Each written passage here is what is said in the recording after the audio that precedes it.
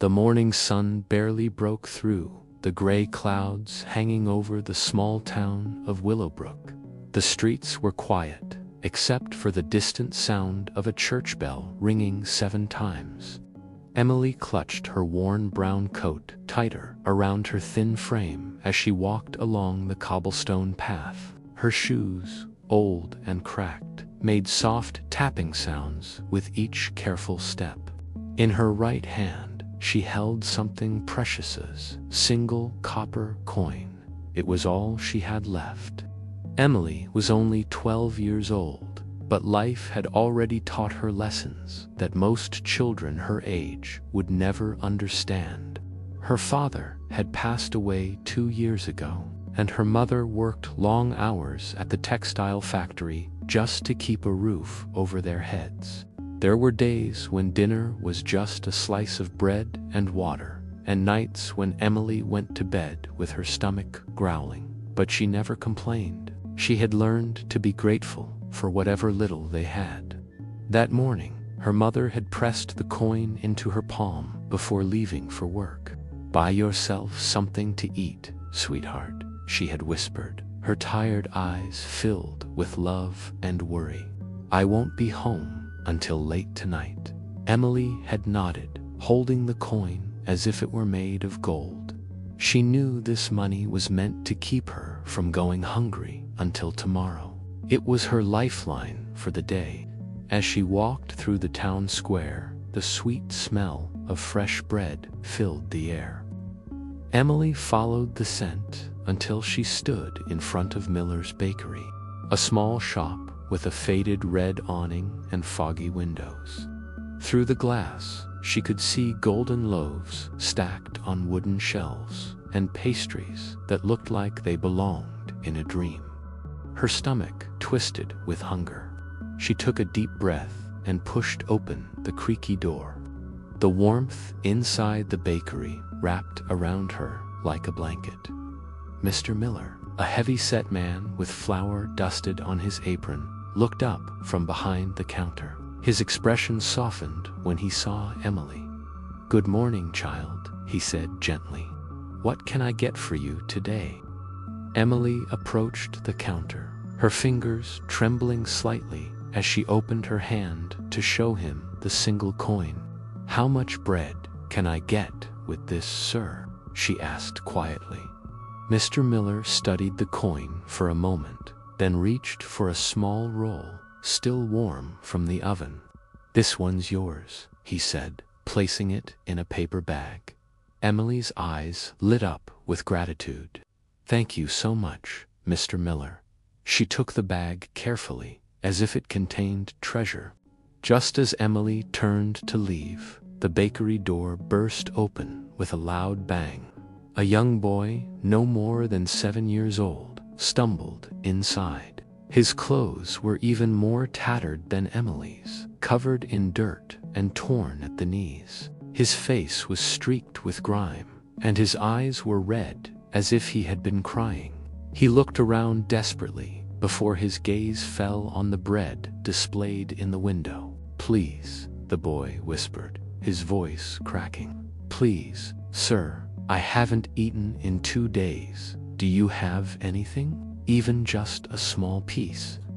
Mr. Miller's face hardened, not with cruelty, but with the reality of business. He had bills to pay and a family to feed too. "I'm sorry, boy," he said firmly.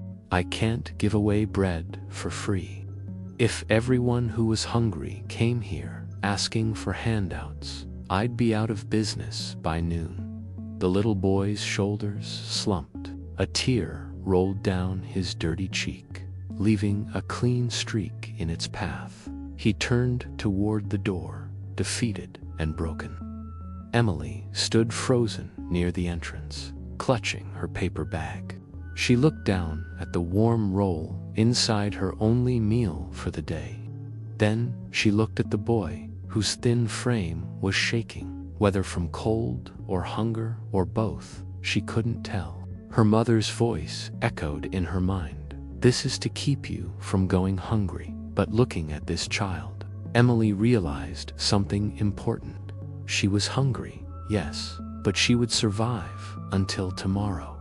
She had survived before, but this boy looked like he was at the edge of giving up completely.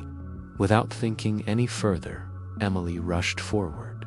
"Wait," she called out. The boy stopped and turned around, hope flickering in his exhausted eyes. Emily opened her bag and held out the roll to him. "Here, take this. You need it more than I do." The boy stared at the bread, then at Emily, confusion and disbelief washing over his face. "But, it's yours," he stammered. "You paid for it." Emily smiled, a genuine smile that reached her eyes despite her own hunger. "I know," she said softly, "but I want you to have it. Please, eat." The boy's hands trembled as he reached out and took the roll. For a moment, he just held it, as if he couldn't believe it was real. Then his eyes filled with tears, but this time they were tears of relief and gratitude. "Thank you," he whispered, his voice breaking. "Thank you so much." He bit into the bread immediately, and Emily could see the relief spread across his face with each bite. She felt a warmth grow in her chest, something stronger than the hunger in her belly. It was the warmth of knowing she had made a difference, even if it was small. Mr. Miller had watched the entire exchange in silence. Now he cleared his throat, and when Emily turned to look at him, she saw that his eyes were glistening with tears. "Young lady," he said, his voice thick with emotion, "come here." Emily walked back to the counter, confused. Mr. Miller reached behind him and pulled out 2 large rolls, still warm, and a small blueberry muffin. He placed them in a fresh bag and handed them to Emily. "This is for you," he said firmly, "and don't try to refuse. Anyone with a heart as big as yours deserves to eat too." Emily's eyes widened. "But sir, I don't have any more money." Mr. Miller waved his hand dismissively. "Consider it a gift. You just taught me something important today, child. You reminded me why I became a baker in the first place, not just to make money, but to feed people, to bring a little bit of comfort into their lives. You gave away your only food to help someone else.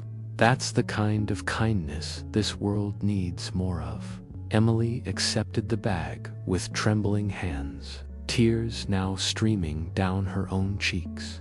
The little boy had finished his roll and was watching the scene with wide eyes. He walked over to Emily and wrapped his small arms around her in a tight hug. "You're like an angel," he whispered. Emily hugged him back, her heart so full it felt like it might burst.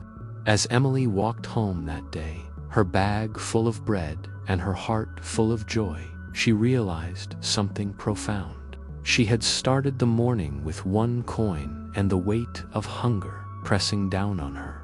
She was ending it with more food than she had planned for and a feeling of happiness she had unexperienced in a long time. By giving away the little she had somehow received far more in return, not just bread, but also the knowledge that kindness creates ripples we cannot always see. Sometimes, the smallest act of generosity can change everything. When we share what little we have with someone who has even less, we discover that true wealth isn't measured by what we keep, but by what we give away.